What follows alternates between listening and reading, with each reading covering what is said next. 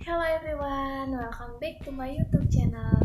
Jadi hari ini aku mau ngebahas tentang fungsi evaluasi kerja, manfaat, serta tujuannya.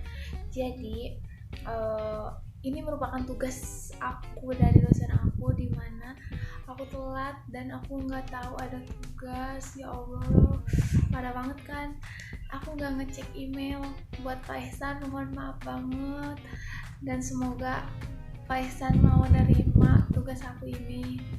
Dan ini buru-buru, aku nggak tahu. Ya Allah, ya udah, semoga ini bisa bermanfaat buat kalian. Oke, langsung kita bahas aja. Check it out. Oke, berikut adalah identitas saya. Nama saya Nadia Mardawati dari MA 17C4 SDM Universitas Pelita Bangsa. Jadi pada kesempatan ini saya akan membahas tentang fungsi, manfaat, dan tujuan evaluasi kinerja. Pertama, kita harus memahami dulu arti atau pengertian dari penilaian kinerja. Penilaian kinerja adalah evaluasi sistematis terhadap kinerja karyawan dan untuk memahami kemampuan karyawan tersebut sehingga dapat merencanakan pengembangan karir lebih lanjut bagi karyawan yang bersangkutan. Ini artinya penilaian kinerja adalah penilaian terhadap karyawan untuk menentukan kemampuan karyawan tersebut apakah baik atau tidak, sehingga ini berpengaruh terhadap karir yang lebih lanjut seperti penaikan jabatan atau penentuan karyawan tetap. Oke, selanjutnya adalah fungsi evaluasi kinerja. Yang pertama yaitu fungsi selektif. Fungsi selektif adalah fungsi yang dapat menyeleksi seseorang apakah memiliki kompetensi yang sesuai dengan standar yang diciptakan. Contohnya seperti penentuan diterima atau tidaknya karyawan atau penentuan jabatan seperti tadi. Yang kedua yaitu fungsi diagnosa, yaitu fungsi yang bertujuan untuk mengetahui kelebihan dan kekurangan seseorang dalam bidang kompetensi tertentu. Yang selanjutnya yaitu fungsi penempatan, yang bertujuan untuk mengetahui di mana posisi terbaik seseorang dalam suatu bidang tertentu.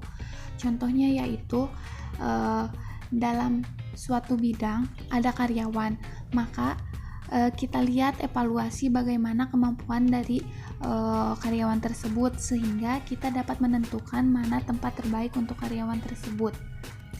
Selanjutnya yaitu fungsi pengukuran keberhasilan, yang bertujuan untuk mengukur tingkatan keberhasilan suatu program termasuk metode yang dipakai, penggunaan sarana, dan pencapaian tujuan seperti pencapaian target atau pencapaian yang diinginkan oleh suatu perusahaan. Yang selanjutnya yaitu manfaat penilaian kinerja. Menurut George N. Jones tahun 2002 menyatakan manfaat penilaian kinerja adalah untuk penyesuaian kompensasi, keputusan penempatan, dan pengembangan karir dan memberikan kesempatan kerja yang adil sehingga karyawan dapat memperbaiki kinerjanya. Hal ini akan berdampak pada perbaikan perencanaan dan pengembangan organisasi untuk menghadapi tantangan di masa depan. Bagi karyawan, penilaian kinerja memiliki banyak manfaat, di antaranya yaitu karyawan dapat termotivasi untuk lebih baik lagi. Yang kedua, dapat meningkatkan kepuasan kerja. Yang ketiga, karyawan dapat mengetahui kelebihan dan kelemahan serta memperbaiki kelemahan dan meningkatkan kelebihan. Dapat mengetahui standar hasil yang ditetapkan. Terjadinya komunikasi yang baik antara atasan dengan karyawan. Yang keenam, dapat berdiskusi dengan masalah pekerjaan dan cara atasan dalam mengatasinya. Terjalinnya hubungan baik antara karyawan dengan atasan. Yang terakhir, karyawan dapat melihat lebih jelas konteks pekerjaannya. Selain bagi karyawan, penilaian kinerja juga memiliki manfaat bagi penilainya, yaitu penilai dapat mengukur kinerja karyawan dan perbaikan pada masa yang akan datang. dapat mengembangkan sistem pengawasan, identifikasi peningkatan nilai pribadi, meningkatkan kepuasan kerja, dapat memberikan pemahaman terhadap karyawan tentang rasa takut, percaya diri, harapan, dan aspirasi, dapat mengembangkan dan bertukar ide antara penilai dengan karyawan, kesempatan untuk dapat menjelaskan apa yang diinginkan oleh perusahaan agar karyawan dapat bekerja lebih baik lagi. Terjalinnya hubungan baik antara karyawan dengan penilai. Dari penilaian kinerja karyawan, manajer dapat merevisi target dan prioritas. Selain itu, dapat memotivasi karyawan.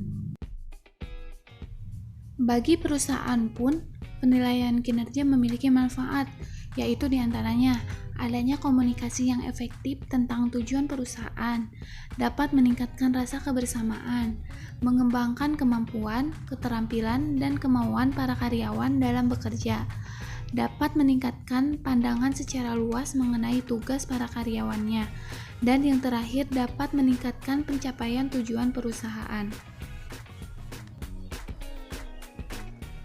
Selanjutnya, tujuan dan manfaat penilaian kinerja. Penilaian kinerja menurut Werder dan Davis tahun 1996 mempunyai beberapa tujuan dan manfaat bagi organisasi dan karyawan yang dinilai, yaitu yang pertama, performance improvement, yaitu memungkinkan karyawan dan manajer untuk mengambil tindakan yang berhubungan dengan peningkatan kinerja. Yang kedua, compensation adjustment, membantu para pengambil keputusan untuk menentukan siapa saja yang berhak menerima kenaikan gaji dan atau sebaliknya.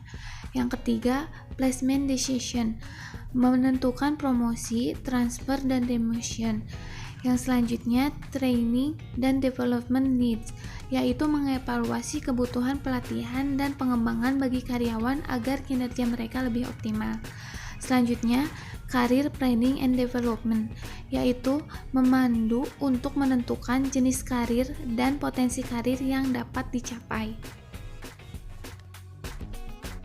Berikutnya yaitu staffing process deficiencies, yaitu mempengaruhi prosedur perekrutan pegawai. Selanjutnya yaitu informational inaccuracies and job design errors, yaitu membantu menjelaskan apa saja kesalahan yang telah terjadi dalam manajemen sumber daya manusia, terutama di bidang informasi, job analysis, job design, dan sistem informasi manajemen sumber daya manusia. Selanjutnya yaitu equal employment opportunity, yaitu menentukan bahwa placement decision tidak diskriminatif. Selanjutnya yaitu external challenge. Kadang-kadang kinerja karyawan dipengaruhi oleh faktor eksternal seperti keluarga, keuangan pribadi, kesehatan, dan lainnya.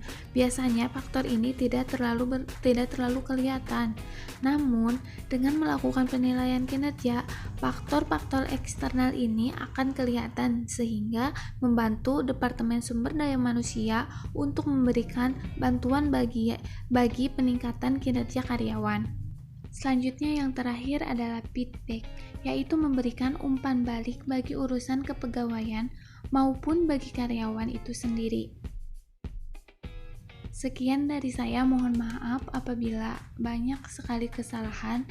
Wabillahi taufiq wal hidayah. Wassalamualaikum warahmatullahi wabarakatuh.